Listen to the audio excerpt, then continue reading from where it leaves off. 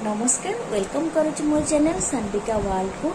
आज हूँ पणा संक्रांति माँ महाविषुव संक्रांति ओडिया नववर्ष। आपण मानक ओडिया नववर्षर हार्दिक हार्दिक शुभेच्छा एवं शुभकामना। आज वीडियो आपण मानक भी किसी खास अच्छी।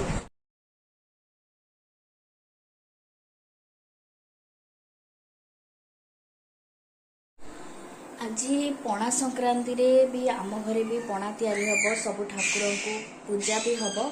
तेबे पणा केमिति तैयारी होजी एटा तो आम समस्ते जानिचे कारण आज समस्त घरे पणा तैयारी हम। एबे पणा तैयारी हम ठाकुर पाखे भोग लगे तो से माँ ये पणा तैयारी करुँच। आपण मैंने जानी कि पणारे सब फ्रुट्स पड़े जमीक आंब कमला अंगूर सेव ये सब छोट छोट जिनस काटिकी पका जाए। तापरे बेल किछि ताकू कोरिकी सेथिरे पका जाए। देन कदली पड़िला तापरे किछि गुड़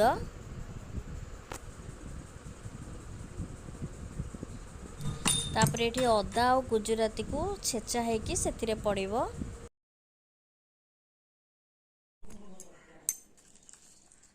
तापरे किछि गोलमरीच टिके पकई दबा।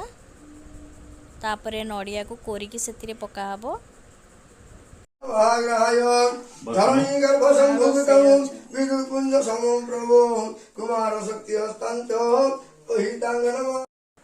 तो तापरे रोषेई पई भी प्रिपेयर हवा को पड़िबो। तो डालमा हबो सेति पई परिबा काटुची।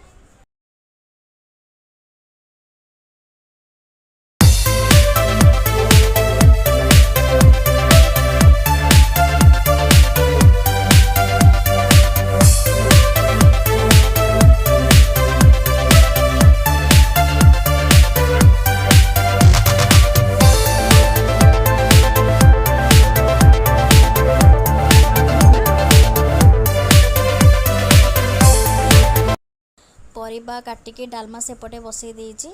पणा संक्रांति रे तो चकुली पिठा निहाती खाइबा दरकार। तो सेथि पई मु चकुली पिठा करूछि तार ऊपर नड़िया पुर देकी।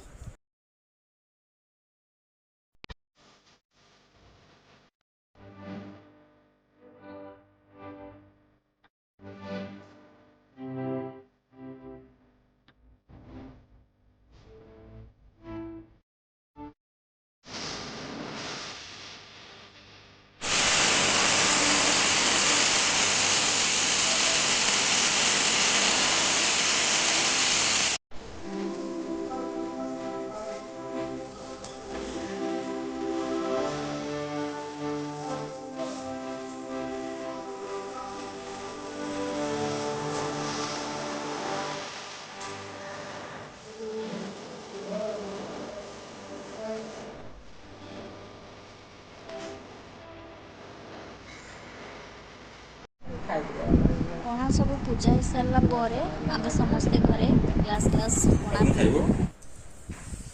डालमा सर सारा पर एठी माँ आंब काटुचंती आंब खटा करा हबो।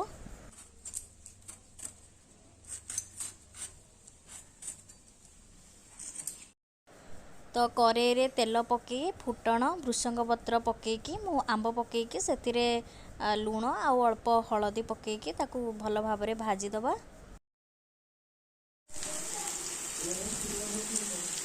आंब भल भाबरे भाजी आसिलानी तापरे गुड़ पकईबा।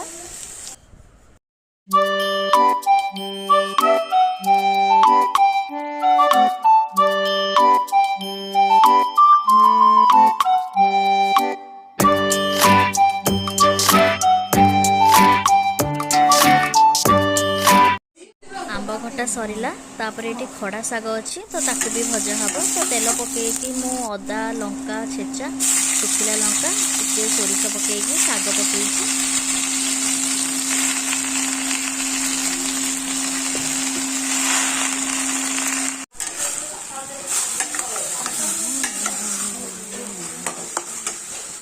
फाइनाली रोषे घर काम सब सरीगला। अरुआ भात डालमा खटा साग सब रेडी हो गला। आज संक्रांति जो घरे भी पूजा पूजी बहुत गुड़े काम थिला आ ऊपर भी एते गरम भी होची।